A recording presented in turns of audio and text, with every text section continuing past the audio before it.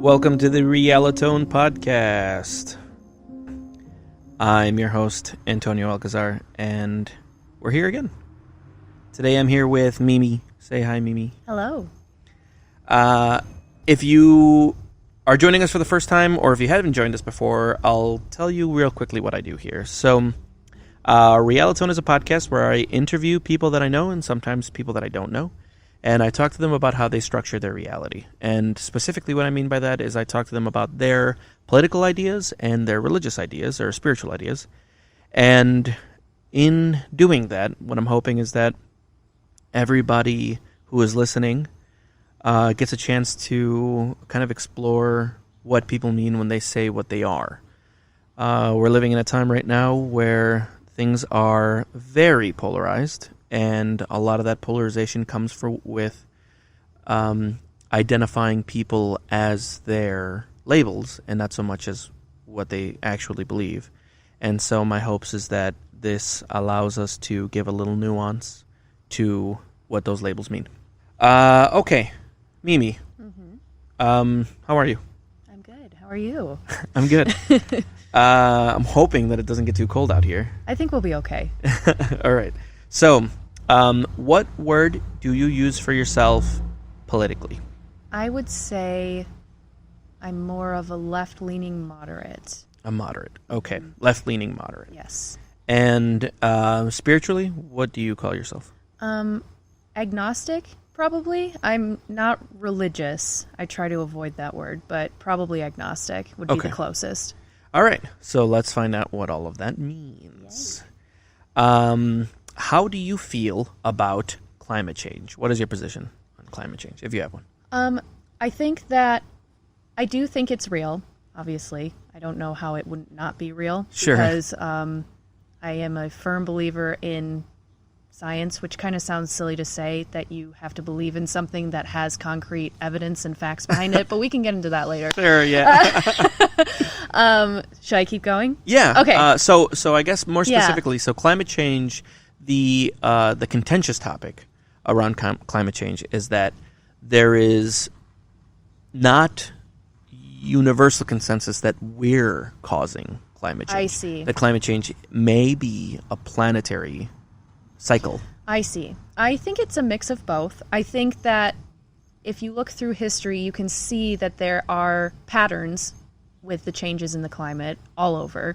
But also, I think that the things that we are doing as humans, I mean, we're going to leave a carbon footprint, right? So that's going to create some kind of either speed up or rift in the pattern of change or something similar like that. So you're going to find that a lot of my answers are going to be this way. Like, I see it on both sides. Yeah, well, I mean, that is specifically a viewpoint that I'm trying to kind of maybe explore more, because I know a lot of people that are very far to the left, and I know a lot of people that are very far to the right, and even more specifically, I consider myself very far to the left. Yeah. And so centrist viewpoints and moderate viewpoints are even more interesting to me than the ones that are, because I can more understand the extremes rather than the center.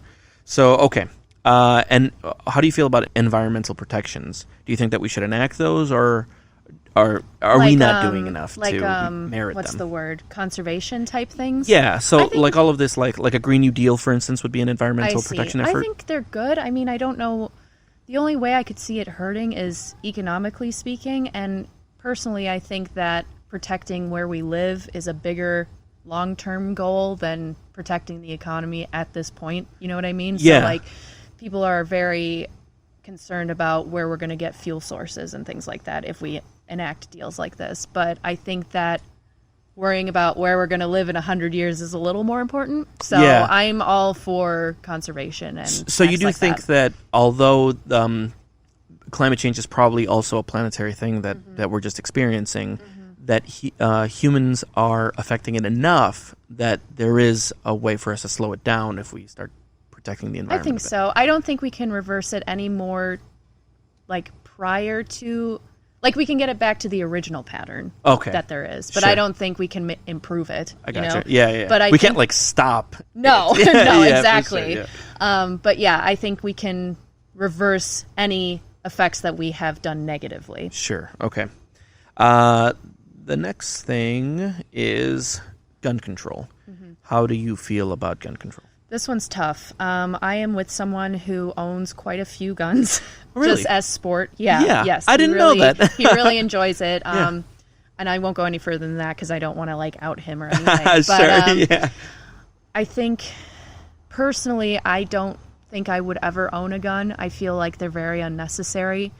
But in society as a whole, I can see the benefit, and I can understand why people would want to own guns. Okay.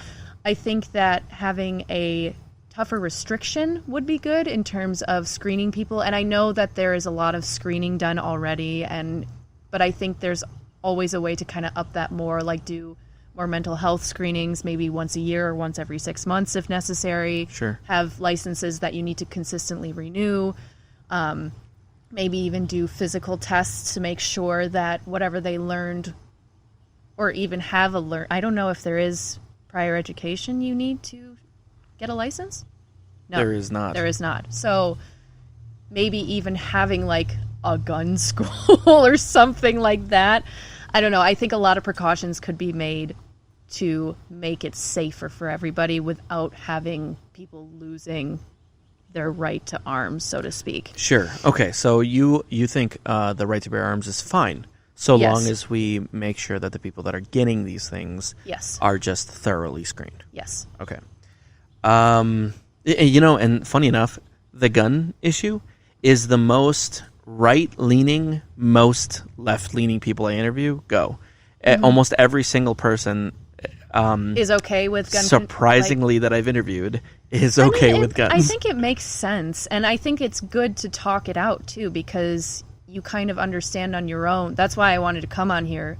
I wanted to be able to figure out on my own too by talking it out where exactly I stand. Yeah. And I think you're going to find that with a lot of people on random issues, but I'm not surprised that gun control is the big one. I was especially in the last, I don't know, I think in last memory, because I can't even remember a time before Columbine, Yeah. And since then, it's been, just gun issue after gun issue. And a lot of the left sounds pretty take away the guns. Yeah. But it turns out not really when you're talking to people. No. Almost everyone's just like, oh, no, just be safer about that. Yeah. And it's almost kind of like be safer, but there isn't a real answer yet. Yeah, because also when I examine how safe, a lot of it is very nebulous. Yeah, and I know people that, they'll carry mace or they'll have like the special key for like self-defense, what I'm talking about. Yeah. So those same people are the ones that would probably say they are pro gun control, like to the extreme, but then when you sit down with them and you're like, well, you use this to protect yourself, you use this to protect yourself.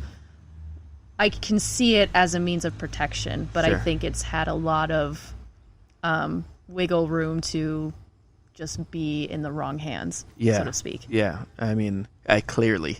Yeah. But okay, so the next one. Yeah. Do you have any position on how much the United States spends on its military? I actually don't know a lot about this. Okay. I know that it is a lot. Yeah. It's like something like the next 15 countries combined. Like some very insane number. Yeah, that I feel like just from that factoid alone, it's probably unnecessary. I'm not a big war person. I feel like peace is the way to go in terms of making compromise or improving relationships with countries. I don't think we should just go in there and F them up, so to speak. I don't know if I'm allowed to swear, by the way. I think I've sworn a couple of times on the podcast, but it's tagged as safe for work. Okay, so I will not swear. Yeah, so I don't know if I have to start editing them out or not. But yeah, I think the spending is a bit excessive, but unfortunately I don't have the knowledge to Sure. go into that too much. So that's not something that that you've ever really been like focused on. That never came up in if someone asks me, I'll be like, I wish we didn't have to spend a lot on military, but I have not researched it myself. Sure. Okay. And then immigration. Do you stand on anywhere? I am pro-immigration. How, like, so immigration exists currently, legally. Mm-hmm. Do you have any position as to whether you think it's fine as it is, or if it should be better or worse? I mean, it would be nice if everybody could immigrate legally, but I know that there are circumstances in which people cannot. And whether it's refugees or people fleeing from their own country to find a new, better life. And I think that programs could be put in place to help those kind of people get citizenship more easily or have a fair chance. Well, go ahead. Supposedly that was a thing that we was that helped. DACA? No, that's different. Yeah, that's a little different. Okay. But so in the last 20, 30 years, one of the actual legitimate ways that you could come to the United States where there would actually be a legal pathway for you and lawyers who specifically dedicated themselves to running this paperwork for you was seeking asylum as a refugee. Okay. But during these last 4 years, this presidency has just ended that. I see. Like, that was a legal way to come over here up until Trump took office, and then he was just did like... he remove that? Or stop funding it, or what happened? So he made it, his administration, him specifically, I think, but his administration has made it incredibly difficult to come over here. It's that was when the massive caravan was coming over, and they were turning everybody away, and they were shooting it with rubber bullets and stuff.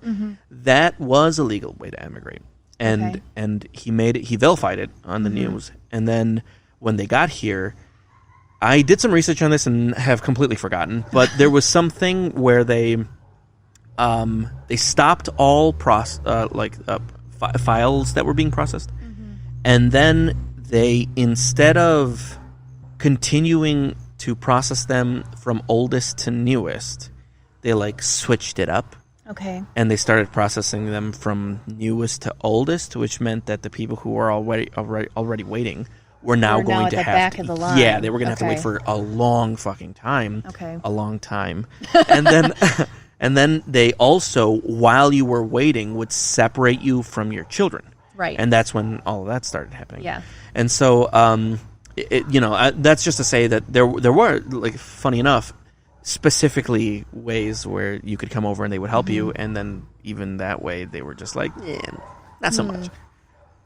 That's interesting, because I feel like the topic of illegal immigration, even prior to Trump, was quite a hot topic. It's been, I came over as an immigrant without legal status and eventually got a form of legal status.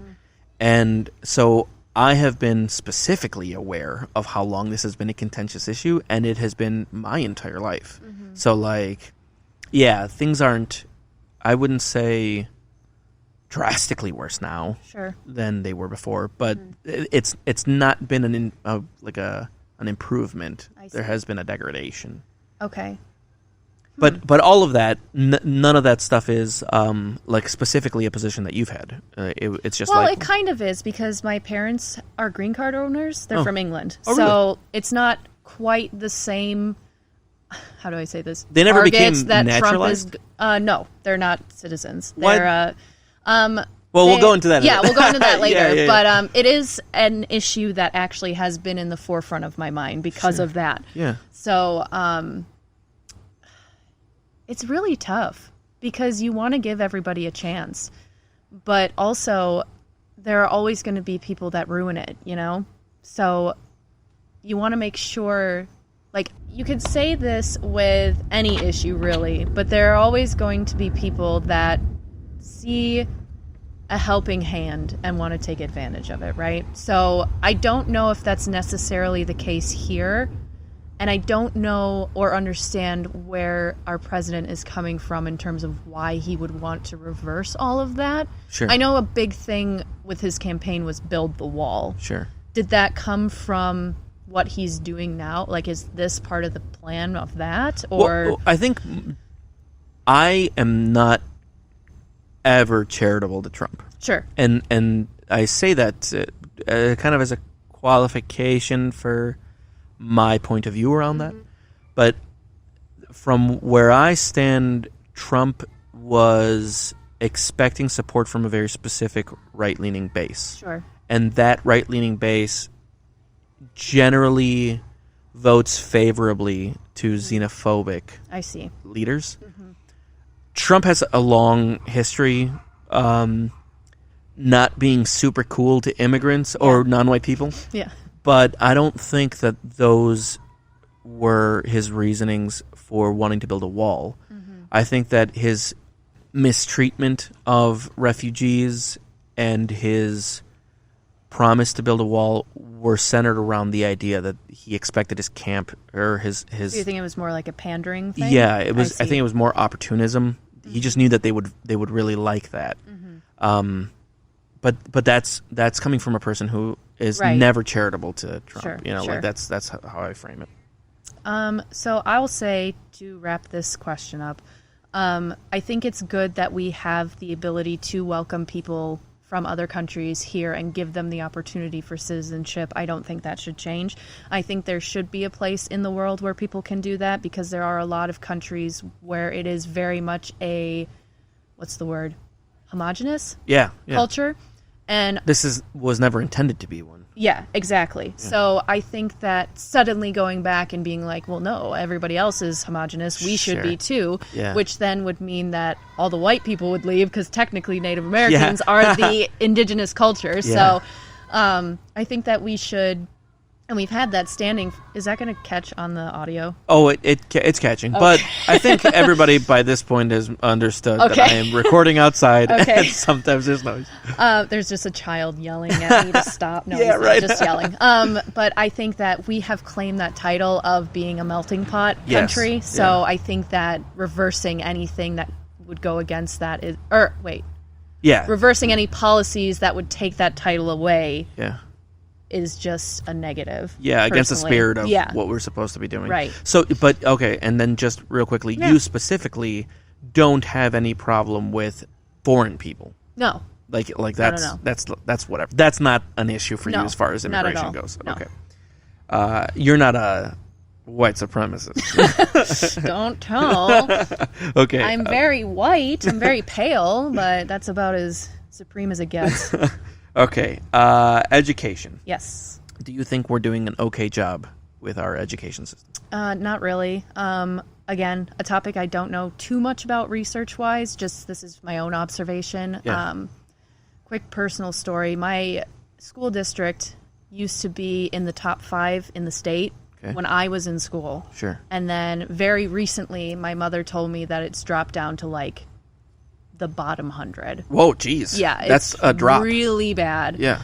So I know that's just like an anecdotal example, but I think in general that seems to be the progression. And I don't know if you were going in this direction or if you were going more into like college education and both. funding. 'Cause Okay. So the idea is, how is our education system as a country? I see. And then also, should we have access to like a post-secondary education? Gotcha. Okay. So I think that education K through 12 could be vastly improved. I think it's very lax right now. And I think there's been talk about, I don't know if this is still a hot topic, but there was a talk for a while about not particularly failing people. Sure. Oh, that was during the Bush years. So Yeah. that was the No Child Left Behind stuff. Yeah. So I forgot specifically how that worked, but it was an expectation that a system needed to be changed rather than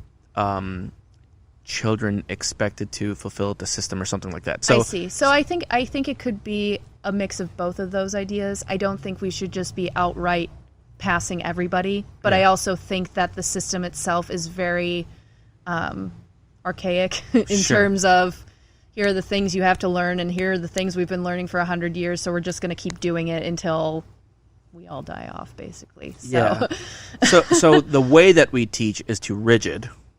right? Yeah, I would say so. I think it was stylized for a very specific type of student. Okay. And I think we're learning more and more that people learn differently. Sure. So it should be able to adapt and adjust to that accordingly. So public, because some of those, there are some private schools that have Yeah, a like very Montessori. different. Yeah. They have their teaching method is very different, and Yeah. I'm not 100% sure. Like, I don't have any specific knowledge as to if that's succeeding or not.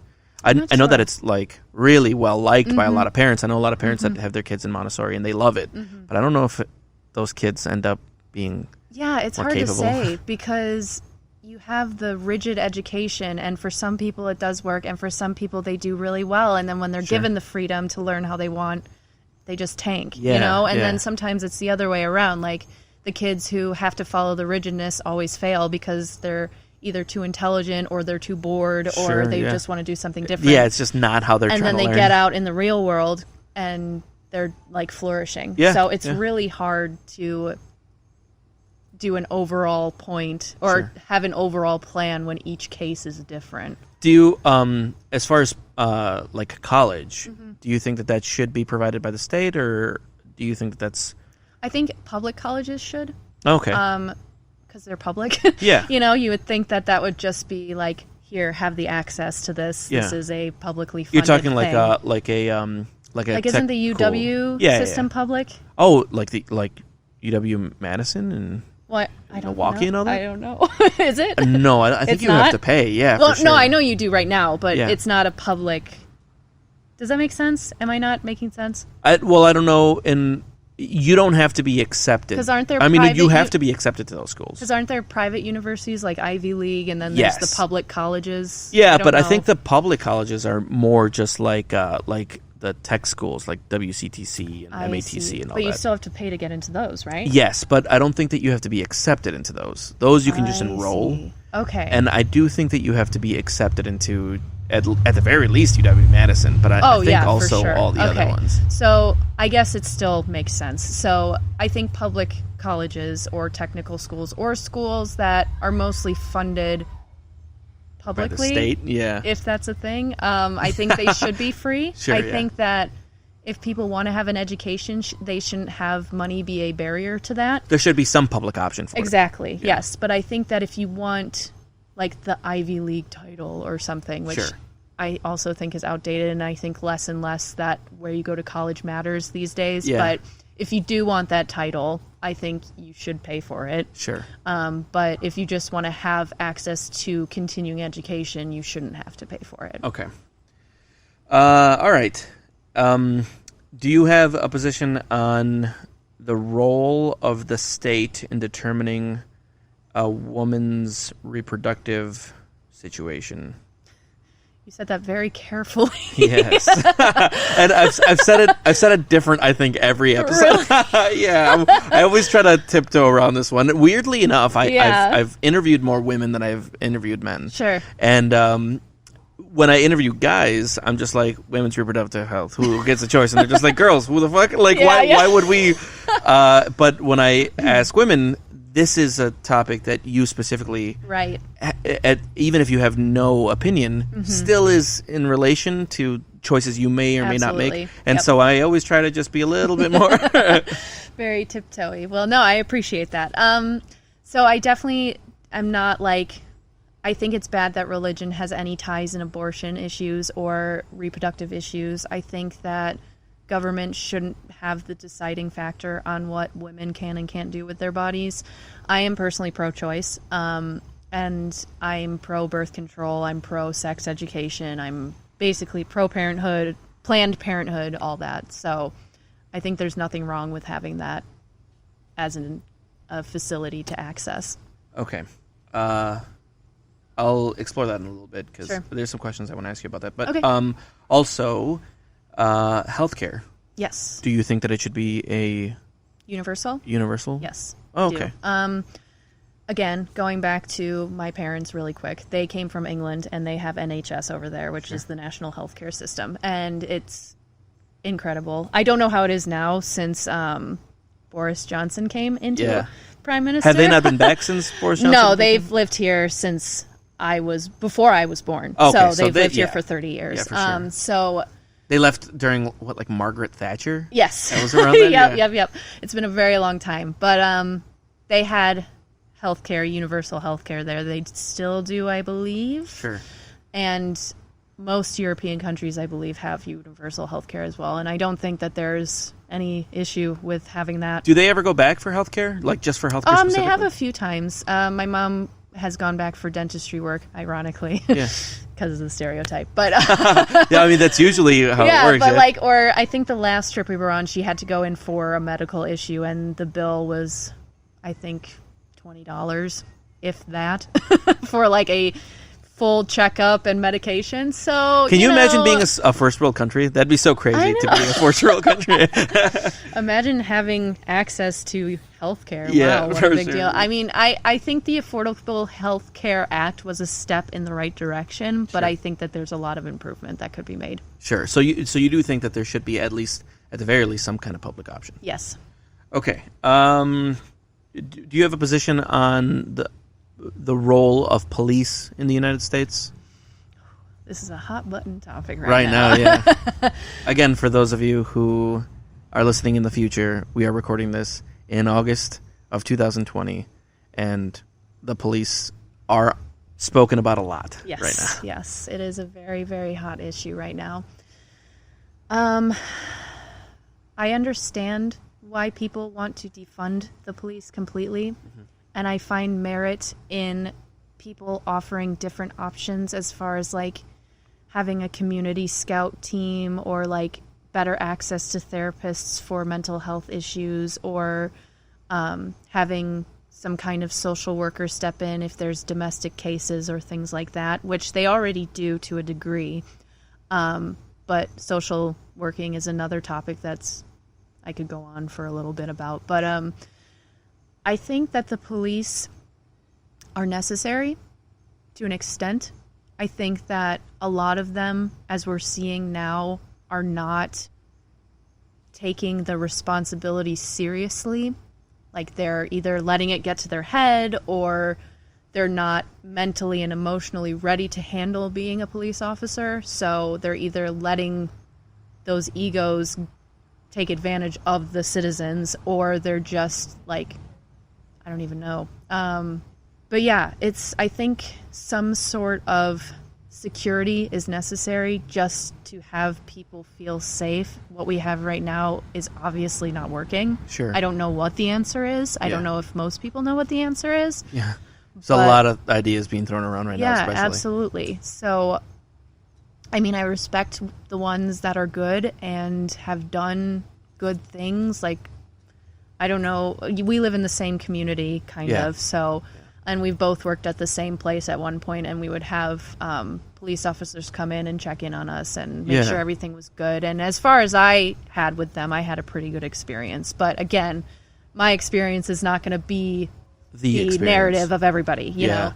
So I think that there's a lot of work that could be done. And I feel like this goes for most of the topics we're talking about. There's a lot of inner workings within the government that could be done to change what has stood for a very long time. Sure. So more specifically to that, how do you feel about the treatment of the Black and African American community by the state generally? By the state, so not just police officers? Not just police. Also the ideas of actual written systemic racism and the execution of that systemic racism specifically on the Black and African American community. I see. So the city we live in has quite a history of segregation, unfortunately, and redlining was an actual thing that happened in the 40s, I believe, around here, and there's definitely still remnants of that existing today, especially where we are. And so like here, literally in this place where we're residing. So you can't deny that there is some sort of systemic racism happening, even if you are not affected by it. Sure. I think that's just a bit of ignorance, or you're just kind of hoping that it's not happening, which admittedly I've done before because I just want to believe that there is good in everybody. Sure. But as we're learning, especially this year, that's not the case. So I think that, again, it needs to be examined from the inside, and then we need people in office that are truly not, well, for one, racist, and for two, which is a lot to ask, I guess. Apparently now, yeah. It's hard because we were talking before the show about how people are very radically one way or the other. Yeah.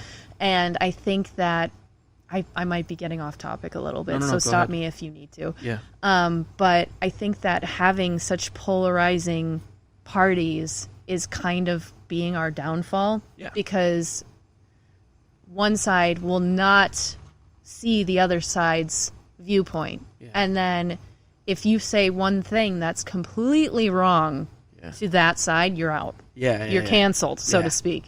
So if we had a more balanced government, I think we could be able to address a lot of these issues that we've already talked about already. Sure. And one of the first steps is that people need to not deny the fact that racism exists on a systemic level. Sure.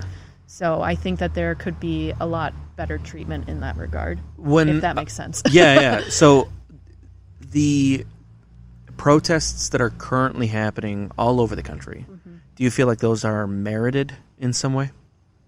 I think the protests are merited. I don't think the rioting is merited. And I know that's a very controversial statement. And I apologize. Well, this is an anonymous podcast. So but I'm sure people will know who I am. I think maybe, hopefully, with any luck, 99% of people won't know who you are, because hopefully I've got a lot of listeners, right? People that don't know me. So, but like, to that very contentious perspective. Actually, I'll explore that more in the examination. That's fine. The push for egalitarian protections specifically geared towards the LGBTQ community. Do you think that that is something that we should? Can you explain? So, like the right to be able to use the bathroom that you that you associate with the gender that you are, and the ability to marry. So civil rights for the LGBT. Civil rights for LGBT, for sure. The push for equal protection. I see. Okay, I think I'm fine with that. I mean, again. This was kind of a hot topic a month or two ago when J.K. Rowling came out on Twitter and said the things she said. And it's kind of interesting because the feminist movement in England particularly is very much pro-cis women. So what they mean by that is that they're worried about if trans women are approved to the point of being able to do everything a cis woman can do, it's going to take away the meaning of womanhood. Do I agree with that? Not necessarily, but I understand it. That being said, I believe that trans women can go into women's bathrooms. I believe that trans women can participate in women's sports. I believe that gay people can get married, or polyamory is great, like all that. Like, I have no issues with that because it doesn't affect me on a personal level. Whatever they're doing is fine.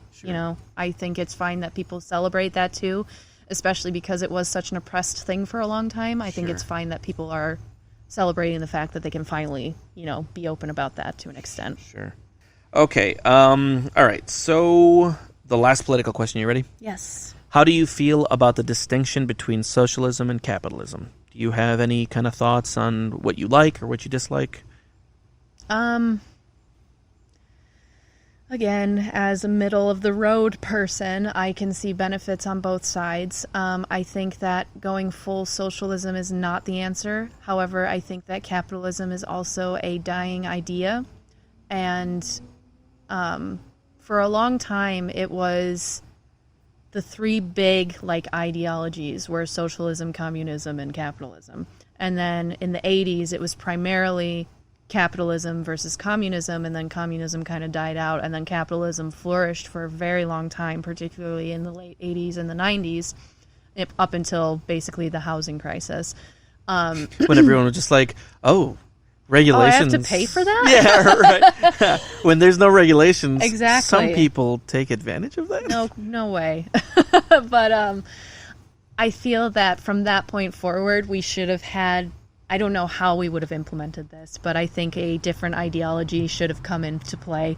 I don't know if socialism is the answer, because there were quite a few socialistic countries where people were fleeing because they didn't like the way things were run, or it's a more poor country, so the quality of living wasn't very good, and people came here specifically because they were from a socialistic country. Sure. So and it's funny because a lot of those countries, they're very resource rich. Yeah. Like, they had every reason to be able to flourish under those conditions. Right. And they did not. Yeah, it's really strange how the theory sounds good, but I don't know if we should put it into action, especially because people here have such different backgrounds and have such different needs and have such different education. Like, it's good that we have the diversity, but also it's more difficult to implement one ideology when everybody is so diverse. Sure. Right? Okay. So I guess, what was the original question?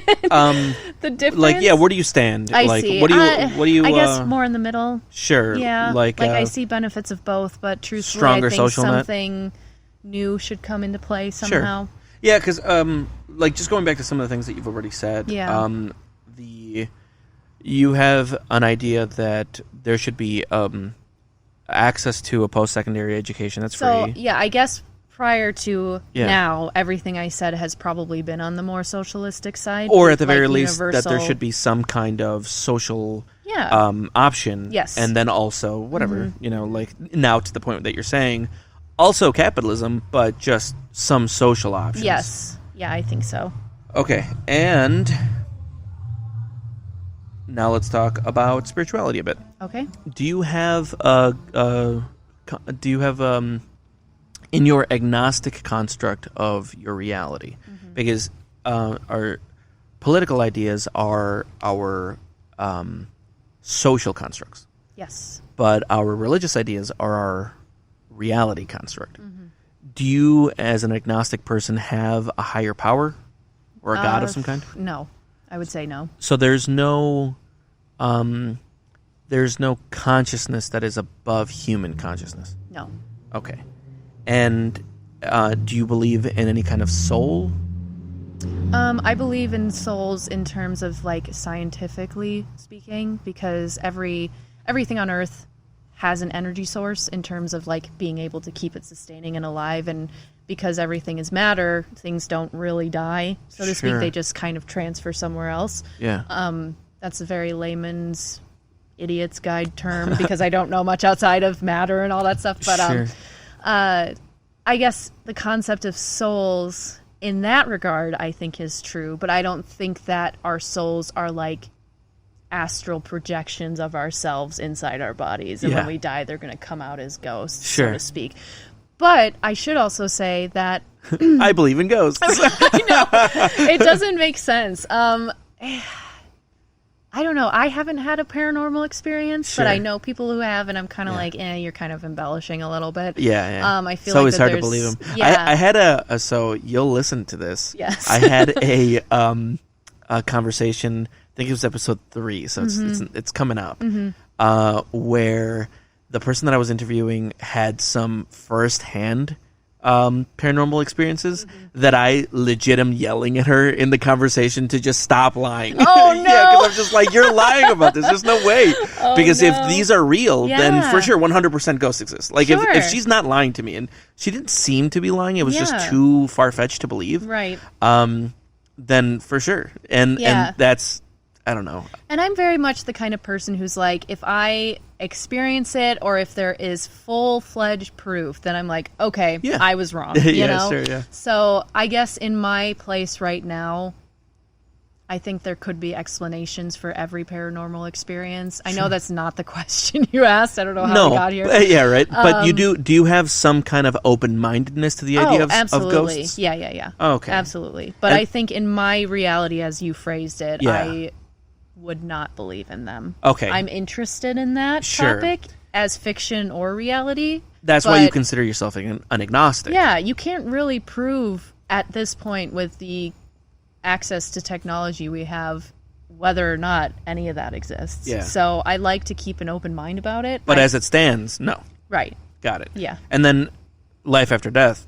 No. Okay. Well, I should explain. Okay. I think the closest thing that makes sense to me is reincarnation. Okay. And it goes back to what I was saying about matter transferring. So I think the energy within you can't die because it's matter, right? Sure. Your physical body can decompose, but it eventually goes into the earth and it's still there to an extent, right? Sure, okay. So I think that your physical energy, it has to go somewhere. Yeah. Whether it's in a tree or in another person or in an animal, like it has to find a place to go. But that's just whatever non-physical energy. Yeah, I don't think you'll have the It's not a conscious energy. No, I don't think you'll have the consciousness you have now in a cat. There's in not your next there's life. not like a memory or anything to it. I don't think so. Okay. All right. Well, that's all my questions. Okay. Let's talk about how you got here, okay? Sure. So, a lot of your political ideas are very center. Yeah. To like they really are not very extreme on any side. Mm-hmm. And your spiritual ideas are also just pragmatic, like not necessarily against anything, but not running towards this is my construct for all this. Right. So your upbringing, like when you were a kid, did you not have like an early exposure to politics or religion in any way? Or it's kind of funny because my parents are very liberal, more than me, and I wonder if that's because they came from a country and a continent that was at that time more liberal. My parents emigrated from England, so they came from Europe, and it's very more like socialism, liberalism, or it was in the 90s when they moved here, and still in a lot of more than here for sure. Here. Yeah, absolutely. So, with that being said, they have always been very open to letting... I have an older brother, just for context. They've been very open to letting my brother and I explore what we want. Sure. So when I was younger, I was able to join my friends and go to church. Or I didn't have to go to these youth camps. Or I could read the Bible if I wanted to. Or I could read about paganism if I wanted to. Like, they were very, very open about us being able to find our own person. Did you explore some of that stuff? I did. I unfortunately am not as educated now as I would like to be, but sure. I would read books on religion a lot, and the politics I was a little more intimidated by, and I still am, because I really don't like offending people. Sure. So I'm just kind of like, I let my friends be themselves, and I'm like, that's awesome that you're so passionate about this, but I still don't know, and I think that's just because I don't know how I feel about it, like, strongly enough to say anything. Sure. And I don't want to offend anybody. Yeah. But yeah, I would explore, like I mentioned earlier, I had quite a few friends who were Catholic, so I would go to church with them on Sunday mornings if I slept over at their house. And we had a group called Awanas, which I couldn't tell you what it stood for. I know Awana. Do you know what it is? Yeah, I was a part of Awana. Really? I also had a very, for me, it was also a very, like, curiously exploring a lot of what was available to me, which just happened to be a lot of very Christian ideas. Right, yeah. And I ended up, as a younger person, going to, like, Awana. I had a lot of fun. They were fun. They were really fun. They were a very, course, like, now as an adult looking back, a very drinking the Kool-Aid kind of fun. Oh, absolutely. But when you're 8 years old, you're like, oh, I get a trading card if I memorize this verse, and... but yeah, they were very cool about me being able to do stuff like that. Sure. And like, even to this day, if I were like, all right, I am a Catholic, I don't even know, like the most religious Christian person on the planet, they'd be like, okay, cool. You know? Do they have a religion? My mom is atheist, which is surprising. Like straight up atheist, not agnostic, just nothing. Which surprised me because she's a yoga teacher. Okay. So I thought for a while she was more into like Buddhism ideals. My dad is definitely more on the agnostic side. I would say he's probably a bit more or he's more open to the idea of Christianity than me, but they both hate organized religion. Sure. Like, if I just point blank had to tell you something right now, I think organized religion is the worst thing that happened to the planet. Yeah. I think it's just terrible. And we can go into that later. But, so they're both very, like, either I don't believe in this at all, or I'm curious about it and I want to know more. So, Sure. But again, my mom was never like, oh, God's not real, you shouldn't believe this is stupid. Like, I think that they were going through their own exploratory phase as we were growing up too, so they were very encouraging about that, and they're very open, accepting people, so Sure. I'm not surprised by that at all. And especially during the conversations that I've had, I've kind of realized that a lot of times when we're coming up in adolescence, all of the people that I've interviewed tend to become ingrained in their camps. Okay. As far as politics go. Sure. But when you were coming up through adolescence and early adulthood, nothing ever pushed you one way or another? Not really. I mean, I guess younger me would say I was more liberal than I am now. Sure. Just because, again, I had a lot of liberal friends and I didn't want to offend anybody. Yeah. So I think it was more kind of like just following the crowd and following what was cool for kids my age. Sure. Rather than having an actual education behind it. Not to say that liberal people who are my age are stupid. That's far from the truth. Sure. But yeah, I wasn't really as passionate about finding. Well, I guess I wanted to find my camp, but I wasn't like adamant about it. I had other things that I was more concerned with. So, okay, feel like I don't really like. I get it, you know. Like, Okay. So, I just want to examine some further topics because I think that's going to be a much more interesting conversation. Okay. So when we were talking about gun control, you said that you think that people having access to guns is fine, as long as there's a little bit more maybe examination as to who gets one. Right. And you brought up specifically that certain mental health conditions might be something we look into. Yeah, do you have an idea for? I think that isn't that done to an extent already, or no? I don't think so. No? And Okay. and I think that's because there are no like national registries that or one there's not a national registry of who has guns, and there's also not access past a background check for people who want to get a gun. Okay. And I don't think background checks go into your mental health. I think that only goes into your criminal history. I see. So I don't know. I don't think that there's any kind of mental health issue that stops you from. I think that if you've had like domestic abuse charges or things like that, then you get flagged. Right. But if you've like had depression all your life, I don't think anybody cares. But do you think, like, what specifically do you think mental health? Yeah, it's hard to gauge because, again, mental illness is a spectrum. So, like, two people who have the same mental illness are not going to present it the same way, right? Yeah. So do you think maybe it would be like if you want to own a gun and you've been diagnosed with depression, you have to like have somebody come out and like assess you personally? Probably, yeah. I would say something like that. If that's the only answer, I'm not sure. Yeah. Because for you, it's less about these specific mental health issues and more about how they've manifested. Yeah, I think so. Okay. I'm just kind of like, I'm intuiting that from what you're saying. Yeah. Okay. How do the light issues?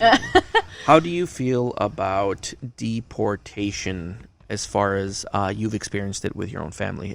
Was that ever a thing that you were like concerned about or worried about? I was worried about it briefly when was it? Like a couple years ago. It was quite a big issue that people were worrying about getting deported. And I, again, unfortunately don't know the logistics of it, but I was worried. I was worried that green cards were going to get defunded and my parents weren't going to be able to renew for whatever random reason, and then they would just leave. But then, again, it came, and this is unfortunate, it came down to a more racial issue. And I knew that, or I could understand that my parents are not a target. Yeah. Which, good for them, not good for everybody else. Sure. So yeah, generally speaking, the white English and white Canadians aren't the ones that are getting kicked out. Yeah, which is, if you're going to have laws in place like that, it should pertain to everybody, not Sure. just a specific race or a specific group of people from a certain country. But yeah, it weighed on my mind a little bit, because if it did get to that point, that could have been a reality for me, but I don't. For a second, you did feel like some people in your family weren't American, and that might be an issue. Yeah, absolutely. I mean, my parents and my brother, they're all on green cards. Really? I was born here, so Yeah, I but actually have your dual brother was still citizenship. born over Yeah, here. so all three of them could just be kicked out for Sure. whatever reason, and Yeah. it's like, that makes no sense. Yeah. So I'm And not you sure said where they've been wanna- here for like almost 30 years? Yeah, yeah. So just the fact that you could be here this long under what is presented as a legal way of immigration, and then suddenly you're like, nope, you're not a citizen anymore. I Yeah. mean, you never were a citizen, Sure, but you're but definitely you're also not now. Yeah, get you out know? now, yeah. Exactly. So yeah, I guess, and I feel kind of guilty saying that, because I know objectively it wasn't about, like you said, the white English or the white Sure. Canadians. Well, I wanna talk to you about some of that, but in a bit. I Okay. want to get some of Sure, this. sure. Okay, so when we were talking about a woman's right to choose, every part of the terms of her reproductive health, the specific point of contention when it comes to why it is that people care is that the idea is that the people who are pro-choice are defending a new sentient life's ability to have a life without the woman deciding that they You don't mean want it. pro-life? Yeah. Oh, did I say Okay, pro-choice? yeah. Okay, so no, pro-life. So the idea behind pro-life is that there is a human life that is now real, and that they're respecting that life by not terminating it, and by preventing people from terminating it, because that person's decided that they're just an inconvenience, and that to them is murder. Yeah. My fucking idea aside, like where do you stand on something like that? On the idea that there's like an actual sentient life in there?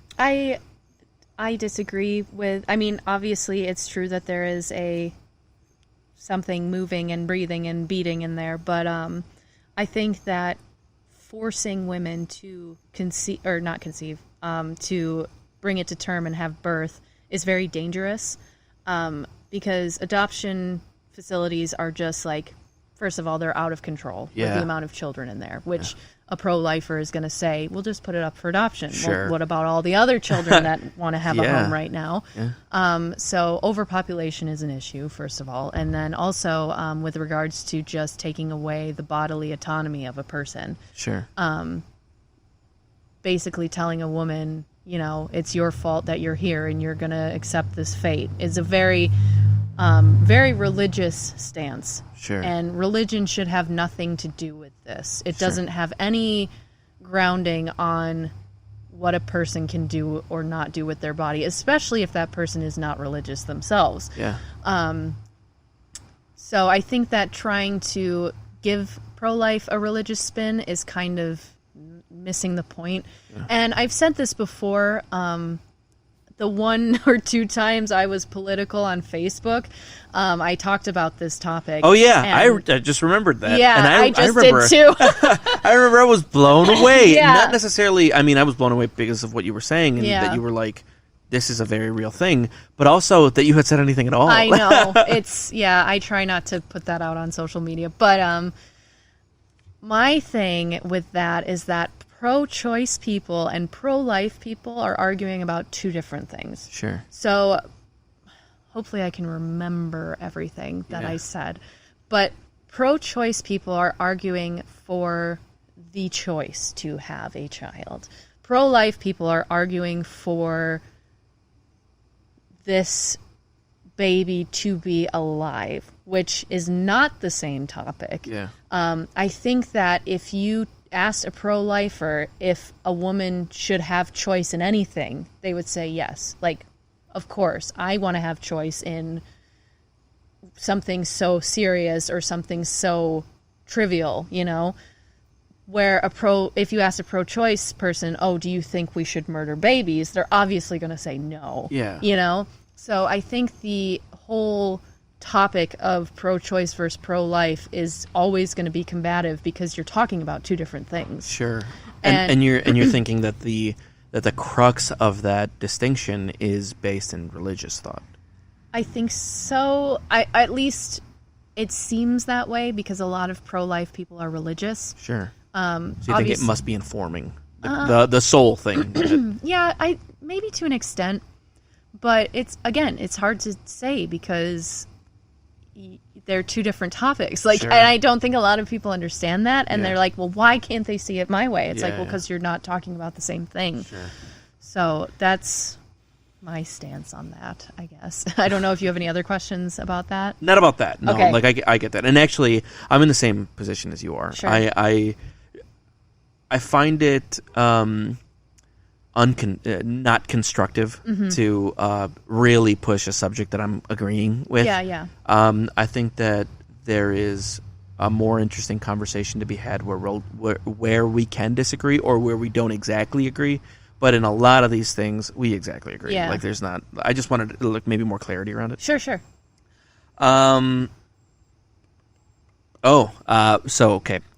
protests and looting. Oh, yeah. Yeah. Woof. So do you feel? How do you feel specifically? Like, give me a little bit more explanation on your distinction between protest and looting. I see. Okay, so I think that it's fine that people protest. I think people, like, it's a amendment protected right that they're allowed to protest. That's fine. I think that I've always been a person who, and as I've kind of explained in my upbringing section, I don't like confrontation. I don't like offending people. I don't like arguing with people. And I'm not a violent person. So seeing people resort to violence or like destroying things or setting things on fire or stealing things or just being violent and aggressive in general, it's a very primitive way of thinking to me. I feel that it's not, again, I feel like it's going to just polarize you even more from the other side. If you want the other side to hear you, being aggressive towards them is just going to shut them off even more. And I think that at the end of the day, I don't think that people's possessions are more valuable than a person's life, of course. And I understand why people are getting so aggressive and violent because other methods of protesting didn't work. But I don't know if this is working either. I mean, there has been some change, but I think it's more due to the fact that this is such a worldwide topic right now, more so than the violent aspects of the protesting. Also, I don't know necessarily if the protesters are necessarily the rioters and the looters, or if there are a separate group of people who are doing this under the guise of the movement. So that's another thing that needs to be kind of looked into to truly understand that. Okay, so the idea that to appease your oppressor, you must peacefully ask that they stop oppressing you. How do you define appeasing? But that's exactly what I'm asking. Mm-hmm. So you're saying that destruction yes should be avoided so that you can meet your oppressor on equal footing or on grounds where they'll listen. Mm-hmm. But your oppressor, by definition, doesn't care about you or your well-being because that's why they're oppressing you. So why would causing destruction make them suddenly care? Well, it's not. It's a reaction to oppression. Okay. It's not diplomacy. Mm-hmm. I understand the idea that this is not a very diplomatic way of going about things, mm-hmm. but and you said a little bit ago, and I feel like we're on the same page on that diplomacy hasn't worked. Yeah. That a few times now, there has been a call to trying to meet this on equal footing, mm-hmm. And on like a neutral ground where we can kind of work together, mm-hmm. and that it's been denied. And so now this is more of a reaction to that. So it being a reaction, my framing for it is like it's as if somebody was punching me, was beating me up, and I was just like, please stop. And they just kept going. And when people say you shouldn't destroy, it's like saying, well, you shouldn't get up and punch that guy back. And I think at some point you should get up and punch that person back. And like, maybe they're not going to like you, but maybe they'll stop, like, and I'm not saying burn every city to the ground. That's what I'm saying. But what I'm saying is, I feel like I understand the mentality of, if you don't stop, we'll burn the shit to the ground. Like I just feel like I get that. Yeah. That's why I can't say don't be destructive, because I agree. I try that's what this is diplomacy. Right. This entire enterprise for this podcast has been an attempt for diplomacy. But I feel like I get the feeling of like diplomacy's not working, and clearly you keep trying. That's what I'm saying. I'm trying, but I like the distinction between, well, what's a protest and what's a riot. Yeah. Like, I feel like, if they're rioting, that's because nobody's listening to them, Yeah, I can agree with that. And I definitely understand why it's happening, because people are just fed up with nothing changing. Yeah. And it's a reaction. Nothing changing for forever. Have you seen some of those memes of like early 90s, late 80s shows talking about like police discriminations and stuff? Yeah. And it's just like, dude, that was 30 years ago. I know. It's like, at still... what point, you know? I get the reaction, but I also feel like being reactive is not a good thing all the time. Sure. If ever, really. Yeah, if ever. But when you're in such a large group, it's hard to not be reactive, because there's, the psychology of it, mob mentality, is going to be there. Yeah. And it's going to affect you to some sort of degree. Yeah. And I think tying that in overall to political sightings, there's a lot of mob mentality right now, and there's also a lot of, what's the term? Like saying, oh, well, they're just doing this because of this. Like apologetic actions and words and things like that, and excuses for people doing things. Yeah. I feel this like is tough. So I feel like kind of what I'm understanding you say is that ideally this is not how we handle things. Right. Ideally, yes, we talk and we figure it out like people who have a respect and an empathy for each other, and so that nothing has to get broken. Right. Because why can't we just kind of figure this out? People have the full capacity of having conversations where they figure things out. Right. But in light of conversation not working, some things like this are understandable, at least, and if not justified, or at the very least, that's kind of my flavor to it. Like, not just understandable, but also kind of justified. I think a lot of it too is that a lot of people are just not listening to the people whose stuff is getting destroyed too. Like Target, whatever, it's a big fucking corporation, who cares? But like, it doesn't make sense to me why you would want to destroy your own neighborhood, or why you would want to destroy a local business that you know the owner of, or the owner is someone who would be affected by, for example, Black Lives Matter. It doesn't make sense to me why you would want to destroy that. So two things to that. Sure. Just because one, to answer that. Yeah. I think, for the most part, you're not thinking about that.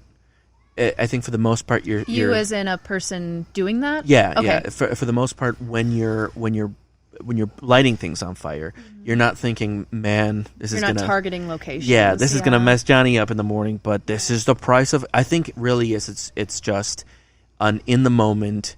If things don't get fixed, the world will burn kind of idea. Yeah. And I agree, that's an incredibly visceral, very emotional kind of decision to make, especially a very momentary, emotional, like passionate decision to make. But I feel like, especially when people are getting shot around you and they all look like you and nothing seems to be done, and you just know that maybe you're coming up next, that you just kind of stop caring about people's specific businesses. Yeah. And you're just like, if you don't stop this, I will do everything I can to make the world uncomfortable. I see. And I feel like I get that. You know, like I am an immigrant and am brown too. And Hispanic people and Mexicans, specifically Mexican immigrants, they don't have it nearly as bad as the Black and African American community. I would never say that I do. But I'm also not white, and the world doesn't let me forget that either. I see. And so I don't have any mentality in me where I'm just like, yeah, burn everything. Like, because clearly I'm doing the opposite, right? Yeah. I'm trying to have conversations and hoping that makes a difference.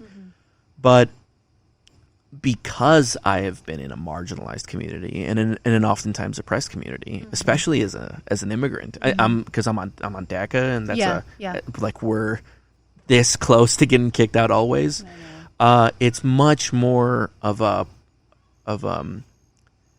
present feeling that when everything around you is telling you, not you though, and for the Black and African American community specifically, and also will kill you. Yeah. Like, I get the mentality of just like, well, then everyone has a shit time, you know? Like, yeah.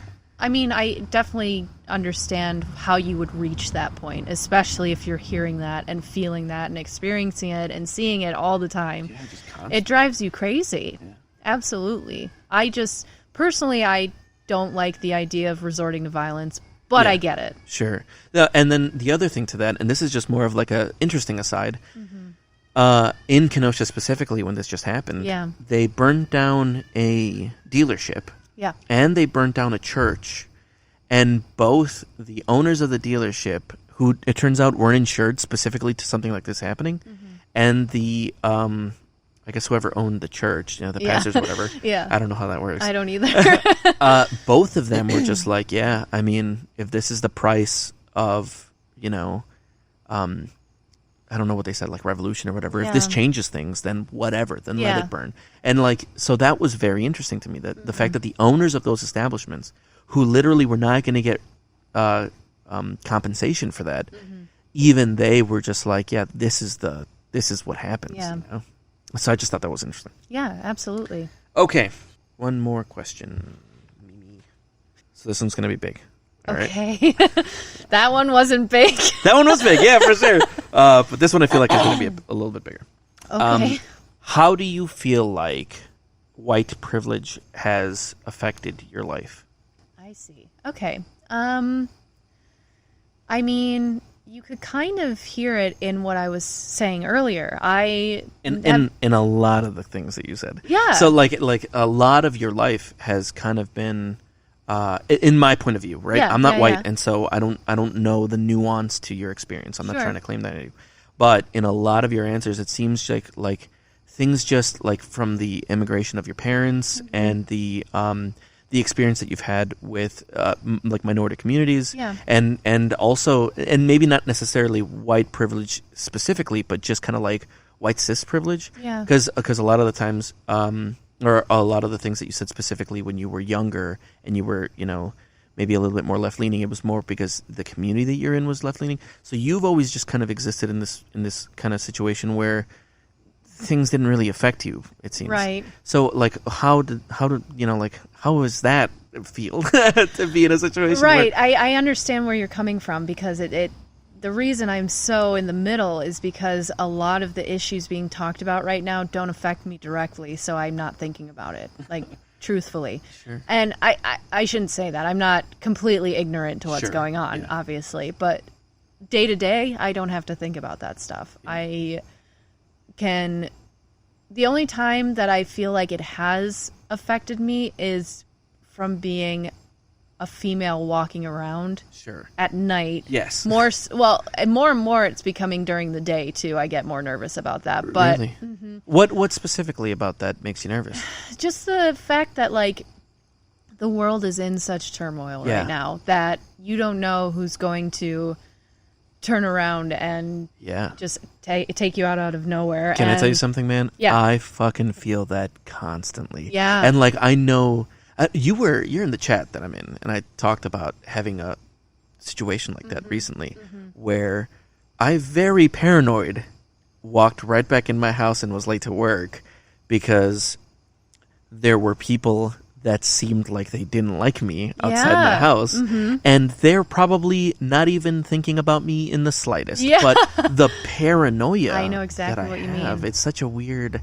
I don't know if it's because of the constant kind of like race-specific, turmoil. Yeah. And for you, it must not be race specific, but it's still turmoil enough that it's just like, at what moment is something going to happen to me? Absolutely. And like, I'll walk with like my key sticking out, so I can jab it like me. For sure. But like, I don't put myself in certain situations because I am a woman. Sure. And men, especially like the most privileged men, don't have to think about that. Yeah. Yeah. So, especially the most privileged men, for sure. So, but also mostly all men. Yeah. Because I've told that to my girlfriend a couple of times. I'm always just like, God, it must suck to be, because I consider it, because human beings are not animals anymore. But there's still a lot of remnants of the animal kingdom in us. And part of that is that women are prey in the animal kingdom and men are not. They are predators.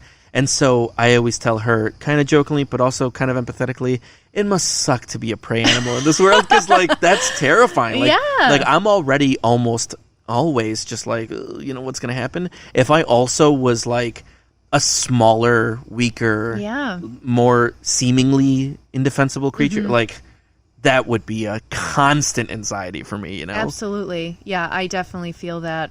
A lot more than I probably should. I think it's a level of paranoia, but I also think that there is some merit to it. Sure, yeah. And I think that just being not smart, but like aware. Yeah. I just need to be aware of everything all the time. But that's not what we're talking about. No, well kind of. Because you do have an experience that isn't in the privileged community. Yeah. So like you do experience some privileges, but you also are experiencing some amount of maybe not oppression, but maybe like a marginalization. Yeah. And so how does that, like, how do you experience one and understand the detriments of being in one, but then that also doesn't carry over to like your like other people's experiences? Like it like for what I just said, I am more I'm quicker to understand the reaction to the Black and African American community being oppressed in the way that they are, because I empathetically feel some of that impression, experience, And so for you, it's not been enough that you really spend too much time thinking about it. The oppression that you felt as a woman hasn't kind of connected you with a lot of the oppression that other people feel. Like you haven't found that like vicarious kind of empathy. I hesitate to say that I agree with you, because I feel like I am empathetic to a degree. Yeah. Just in general, I think that I'm very much a peacemaker kind of person, so Sure. I wish that people could just have all the experiences in the world and not have to resort to violence, and be able to consciously be mature enough to talk about things, and to have our government listen to these obvious issues Sure. that people are fighting and being violent and aggressive about. But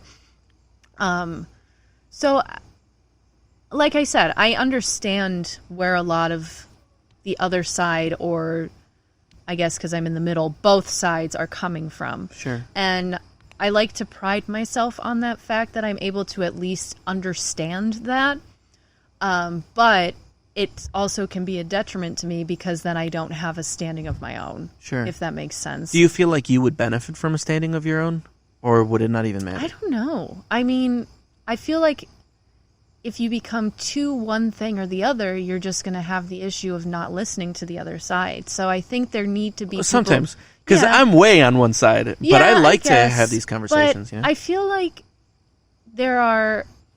I feel like you can have your standings and be open-minded. Obviously, you're an example of that. And a lot of people are an example of that. But I think it's good to have people, how do I explain this?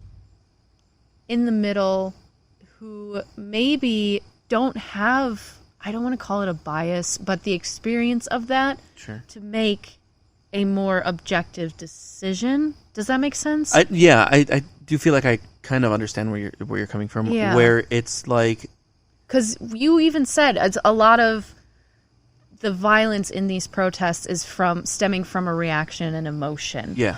So being able to be objective about situations, I think overall would be better. And go ahead. But then that objectivity has to come tied to action. Right. When something kind of swings you one way, right?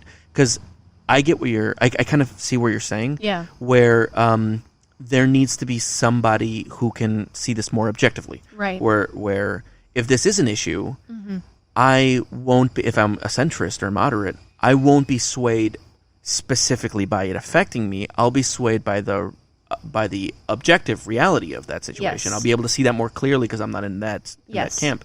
But if you do see it more clearly, and as an objective observer, you are able to understand that, that might actually be happening, we should look into that, then there must, as that person, be some responsibility to do something about it. Oh, right? Absolutely. Yeah, I'm not saying just like offhandedly observe and just let things run their course. That does sound like it suck. Look at that. No, I guess what I'm saying more is that people need to be objectively acting as opposed to subjectively acting. Yeah, sure. I can see that.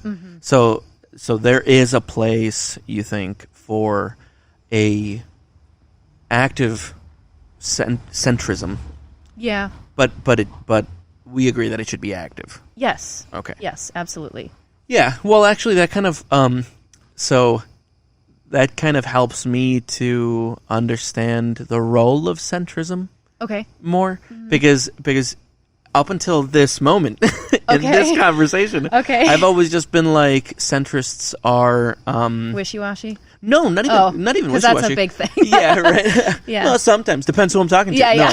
But it's more of just like you're in the way is the mentality that I had. Okay. Where either one side is going to get something done or the other side is going to get something done, but the centrists are just kind of along for the ride. Right. Whereas now I'm just like, no, you're right. A centrist viewpoint would be a non-biased viewpoint, a viewpoint that isn't necessarily being affected by the extremes of one side, but might have a more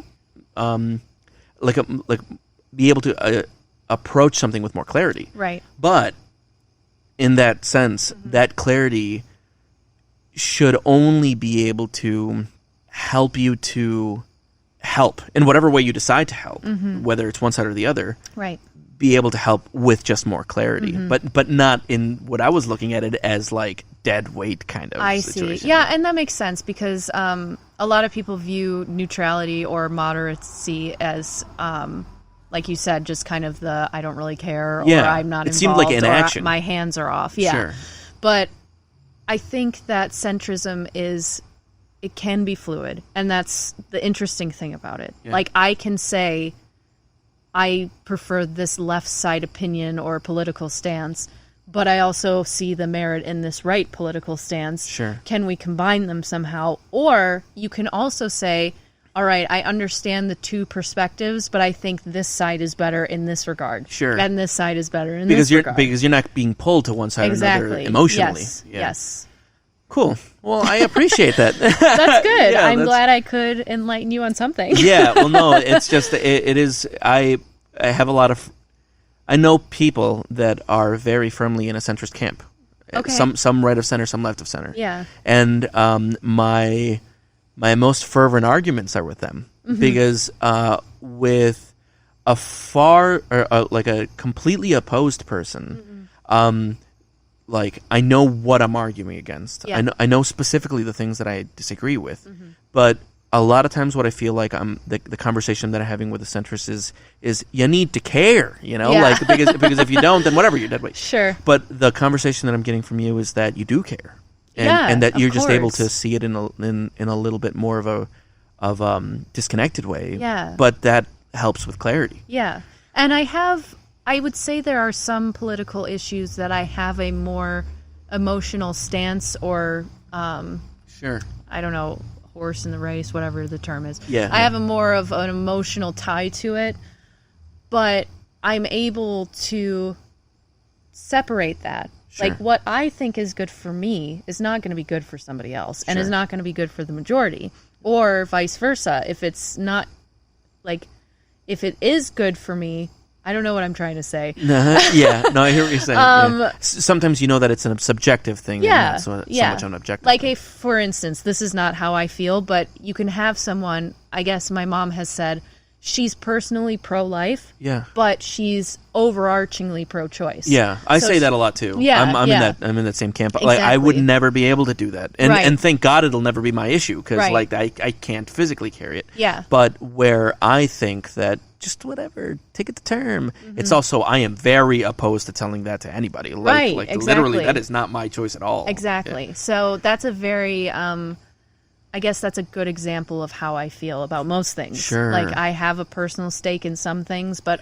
I can also step back and see, okay, that may not necessarily be the right thing to do, or it may not make sense now, but it could in the future, type of thing. Do you have any kind of like personal stake in a lot of what's happening around you that doesn't affect you? Not necessarily in that like you're doing something about it, but do you hope things turn out one way or another, or are you actually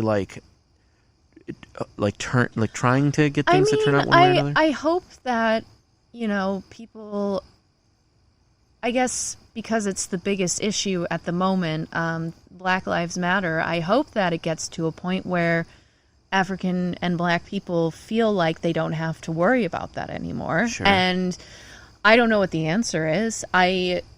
Like I mentioned at the beginning, I don't think it's completely defunding, but I don't think it's just letting things be as they are either. Like, there has to be something, again, in the middle that would work for everybody in that situation. But if there was some solution proposed, you'd be down. Yeah, I would look into it, Yeah. and I would read about it. I would try and understand it. Yeah. I would try and, like, mentally put it into practice Yeah. to see if it actually works. Sure. But yeah, I think you can be centrist and still be active. Yeah. Centrist doesn't mean don't rock the boat. Centrist just means I have an objective kind of perspective I would on say this. so, yeah. Okay. Well, thank you so much for that. Of course. All right. Well, I think we've reached the end of this episode. All right. If you enjoyed listening to me and Mimi talk, there are more episodes on the way, and there are plenty of episodes that are out so far. If you want to follow me on social media, I am on YouTube, on Facebook, and on Instagram at The Realitone Podcast, and I am on Twitter at RealiToneCast. And that's it. I will see you all next episode. I gotta stop saying that. I gotta figure out another way. I won't see you guys at all. All right. Have an awesome time until the next time I see you. Goodbye.